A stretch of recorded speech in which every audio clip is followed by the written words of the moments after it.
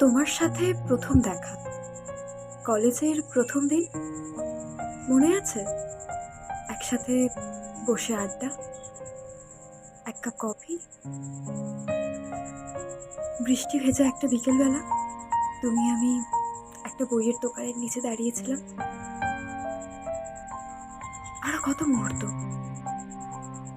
কলেজের দিন, তোমার সাথে দেখা, তোমার সেই মুচকি হাসি, একসাথে কফি, বৃষ্টির বিকেল,